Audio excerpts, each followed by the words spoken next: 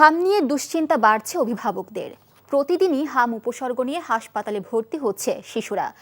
দেশে হাম ও হামের উপসর্গ নিয়ে সবশেষ 24 ঘন্টায় 9 শিশুর মৃত্যু হয়েছে। এর মধ্যে একটি শিশুর হামে মৃত্যু নিশ্চিত করেছে স্বাস্থ্য অধিদপ্তর। বাকি 8টি শিশু হামের উপসর্গ নিয়ে মারা গেছে।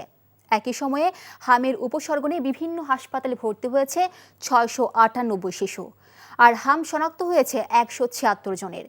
স্বাস্থ্য অধিদপ্তরের সর্বশেষ প্রতিবেদনে এ তথ্য জানানো হয়েছে। এই হিসাব 13 এপ্রিল সকাল 8টা থেকে 14 এপ্রিল সকাল 8টা পর্যন্ত সময়ের। হামে যে শিশুর মৃত্যু নিশ্চিত করা হয়েছে তার বাড়ি চট্টগ্রামে, আর হামের উপসর্গ নিয়ে মৃত্যু হওয়া 8 শিশুর 6টি ঢাকা বিভাগের, একটি চট্টগ্রামের এবং একটি রাজশাহীর।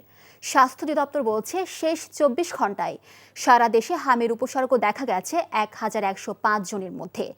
এর মধ্যে 485 জনই ঢাকা বিভাগের।